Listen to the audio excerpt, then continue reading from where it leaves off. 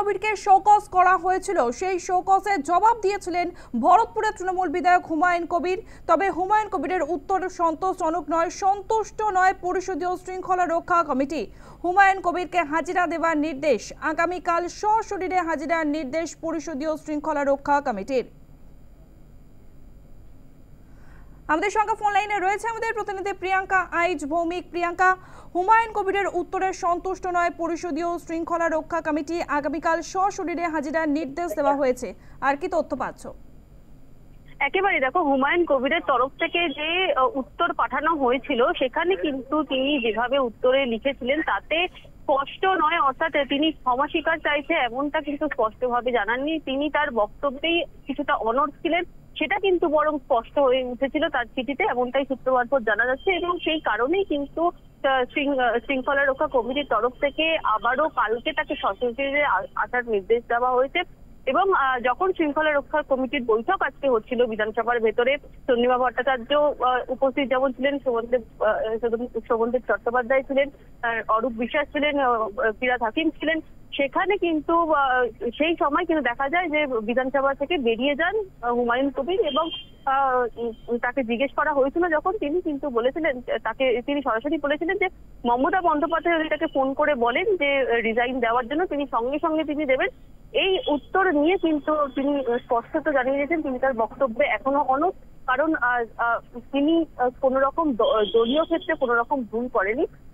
অর্থাৎ আগামীকাল তাকে যে সশরীরে উপস্থিত থাকতে বলা হয়েছে এবং শৃঙ্খলা রক্ষা কমিটির তরফ থেকে স্পষ্ট জানিয়ে দেওয়া হয়েছে যে তারা কিন্তু তার বক্তব্যে একেবারেই সন্তুষ্ট নয় এবং বিধায়ক হিসাবে কিন্তু এই ধরনের ব্যক্তি বক্তব্য তিনি রাখতে পারেন না। অর্থাৎ হুমায়ুন কবির যেভাবে বলেছেন যে তিনি তার জাতিসত্তা নিয়ে একেবারে অনড় রয়েছেন এবং সেই হিসাবে ব্যক্তি হিসাবে তিনি বক্তব্য রেখেছেন, এই রকম কিন্তু বক্তব্য ব্যক্তি হিসাবে তিনি রাখতে পারেন না, যেহেতু তিনি বিধায়ক।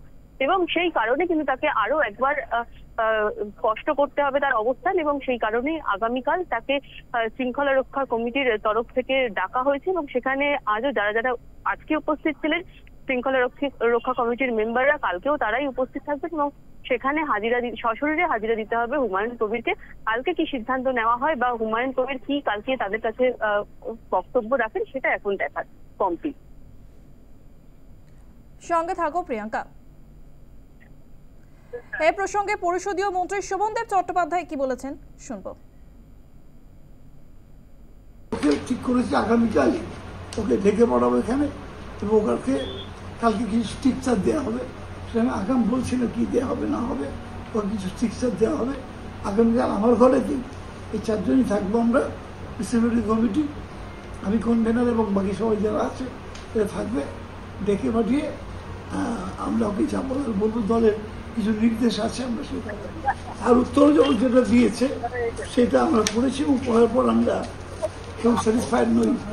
এই উত্তরটা আমাদেরকে স্যাটিসফাই করতে পারেনি, কারণ এটা ও ঘুরিয়ে ফিরিয়ে ও যেটা বলেছে বলেছে দলের ব্যাপার না, এটা আমার জাতির ব্যাপার এইভাবে বলেছে।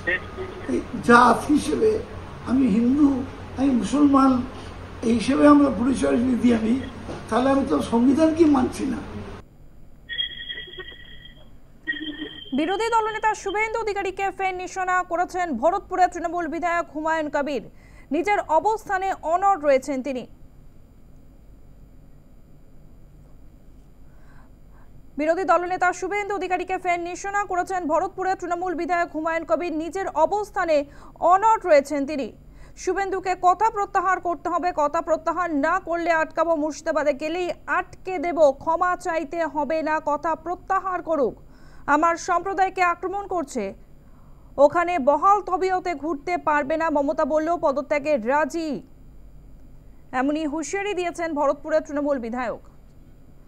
আমাদের সঙ্গে ফোন লাইনে রয়েছে আমাদের প্রতিনিধি প্রিয়াঙ্কা আইচ ভৌমিক। প্রিয়াঙ্কা, নিজের অবস্থানে অনড় থেকে ফের শুভেন্দু অধিকারীকে নিশানা করেছেন হুমায়ুন কবির, কি বলেছেন তিনি?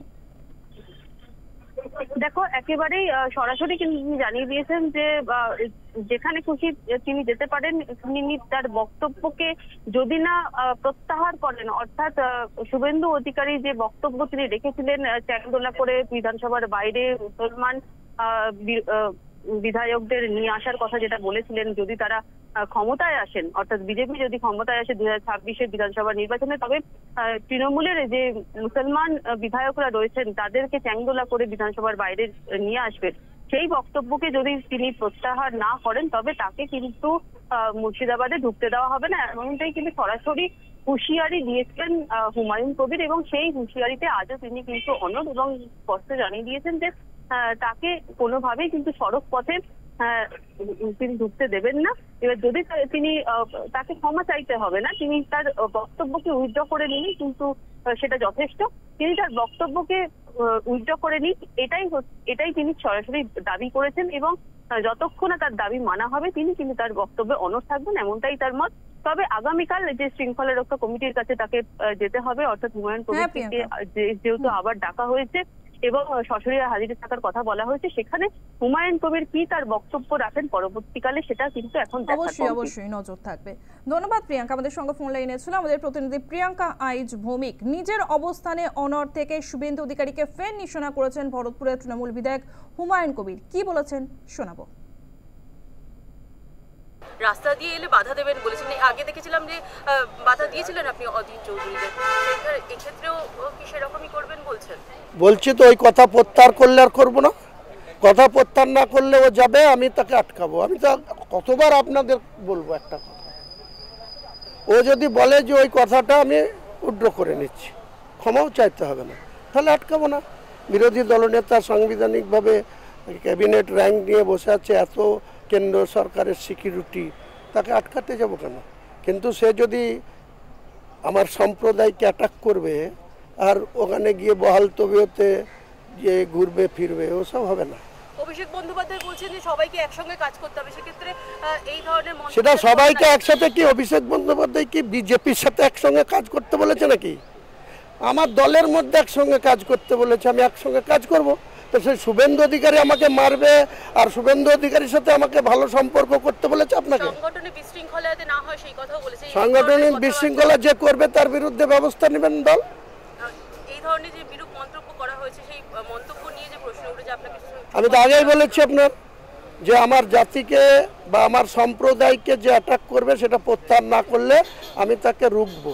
একই কথা বারবার আমাকে বিরক্ত বিধানসভা তরফ থেকে আপনাকে এবার আরে এখানে সাবজেক্টের মধ্যেই পড়েন, আপনি কেন নিজে নিজে কোশ্চেন করছেন? আমি তো মুর্শিদাবাদের মাটিতে আটকাবো, এখানে বিধানসভার কি ব্যাপার?